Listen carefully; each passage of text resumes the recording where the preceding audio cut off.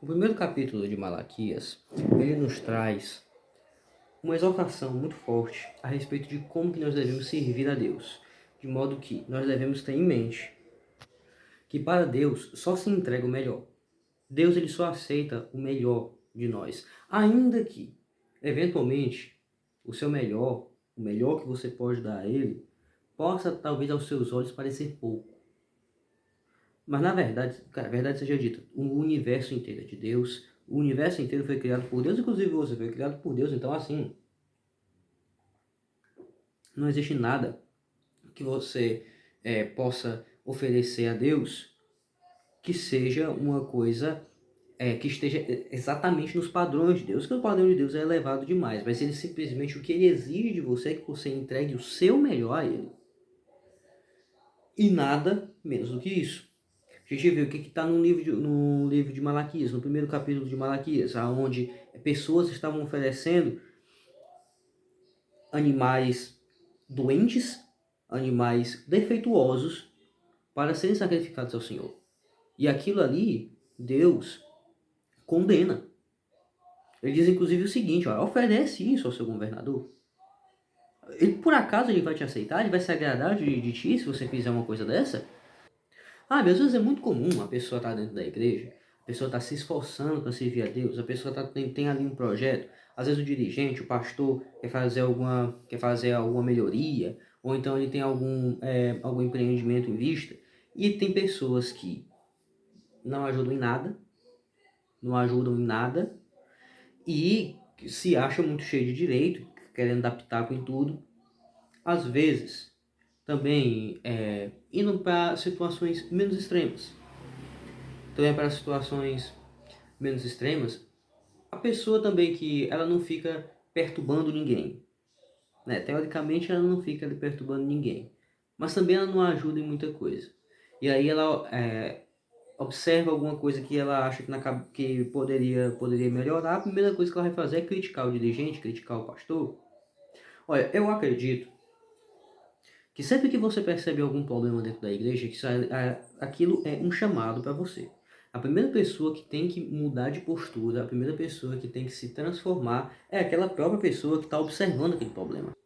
Somente a pessoa que é verdadeiramente apaixonada pela obra, somente a pessoa que verdadeiramente se empenha pela obra, é que inclusive tem algum direito, tem algum cacife para eventualmente apontar algum direcionamento.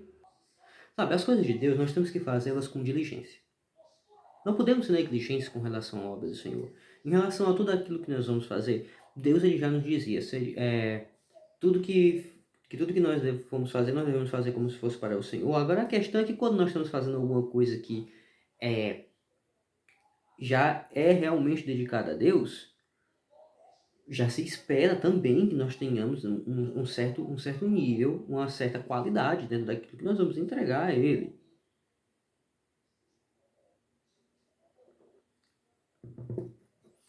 Não é verdade?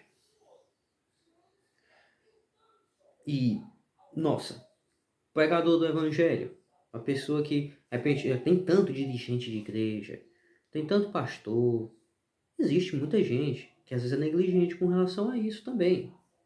Que a pessoa, ela quer estar ali servindo a Deus dentro da igreja, mas ela não faz o dever de casa. Como é que você vai ensinar uma coisa para uma pessoa se você mesmo não é uma pessoa educada, se você mesmo não é estudado?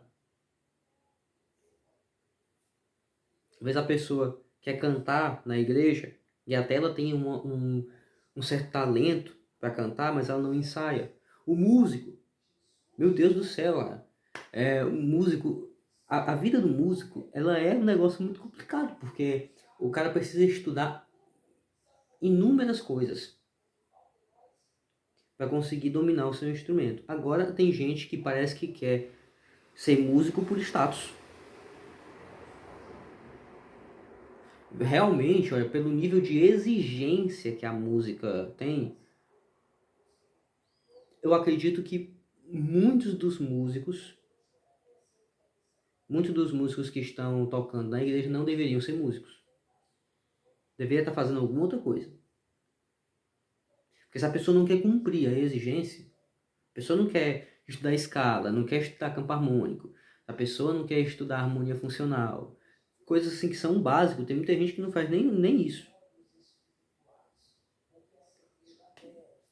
Ela vai tá oferecendo dentro da igreja um serviço aquém do esperado. Aquém do esperado para o padrão humano. Olha só.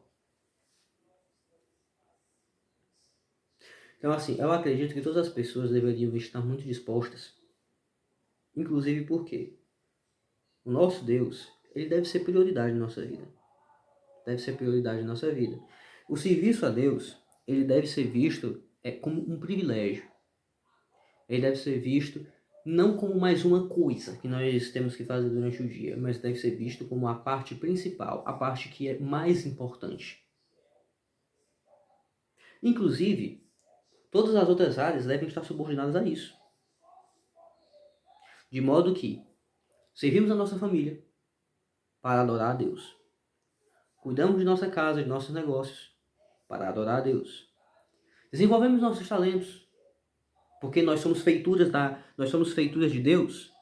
E como feituras de Deus, nós devemos glorificar o nome dele. E devemos glorificar o nome dele desenvolvendo as potências que ele nos deu.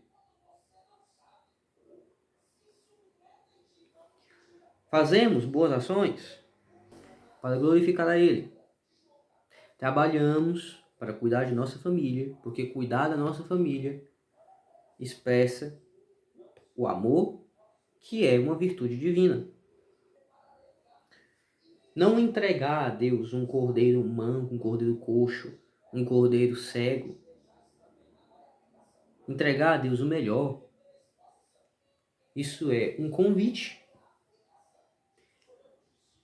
ao cristão deixar de lado toda mesquinhez. Qualquer natureza de mesquinhez, qualquer natureza de mesquinharia. Cara, o cristão não é para viver a vida meia-bocamente. Nós temos que viver as coisas na sua forma plena. Não devemos aceitar pouca coisa. Como Esaú, que vendeu a sua primogenitura por uma sopa de lentilhas. Inclusive, o primeiro capítulo de Isaías fala sobre isso, né? Peso da palavra do Senhor contra Israel por intermédio de Malaquias. Eu vos tenho amado, disse o Senhor. Mas vós dizeis, em que nos tem amado? Não era Esaú, irmão de Jacó, disse o Senhor. Todavia amei a Jacó e odiei a Esaú, e fiz dos seus montes uma desolação, e dei a sua herança aos chacais do deserto. E ainda que Edom diga, empobrecidos estamos, porém tornaremos a edificar os lugares desolados? Assim diz o Senhor dos Exércitos. Eles edificarão, e eu destruirei. E lhe chamarão termo de impiedade, e povo contra quem o Senhor está irado para sempre, e os vossos olhos o verão, e direis, ó Senhor, o Senhor seja engrandecido além dos termos de Israel. Veja só o que acontece com a pessoa que nega aquilo que lhe é direito por herança. Nós somos co-herdeiros de Cristo Jesus. Somos filhos de Deus, filhos do Deus que é dono do ouro e da prata. O que a Bíblia nos fala a respeito de Jesus? Ele diz, quando Deus está se referindo a Jesus no Salmos 2. Pede-me, e eu te darei os gentios por herança e os fins da terra por tua possessão. Tu os esmigalharás com uma vara de ferro, tu os despedaçarás como a um vaso de oleiro.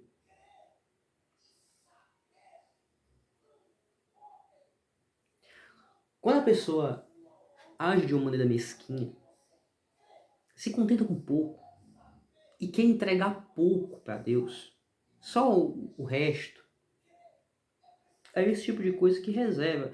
Olha, a negação dessas coisas, no caso, que a reserva, como o filho pródigo, que tinha direito a todas as posses do pai dele, entretanto, porque ele quis se emancipar, ele acabou em meio aos porcos, desejando comer a comida dos porcos. Veja só, olha, esse exemplo é um exemplo muito bom. Aquela viuvinha que entregou 2 moedas de oferta, Jesus disse que ela deu muito mais do que todos os outros, porque ela entregou tudo aquilo que ela tinha, ela entregou realmente o seu melhor, enquanto os outros, que às vezes ofertavam muito mais, quantitativamente falando, eles ofertavam daquilo que lhes sobrava. Às vezes a pessoa ela tem aquele desejo de viver uma vida épica, né? E ela não quer fazer o básico. A pessoa não quer fazer por onde. E aí, né? Vai viver sua vida épica como, filho? Como vai viver sua vida épica? A pessoa tem que ter senso das proporções. Sabe? Saber que uma coisa não vai acontecer se não houver um movimento para que ela ocorra.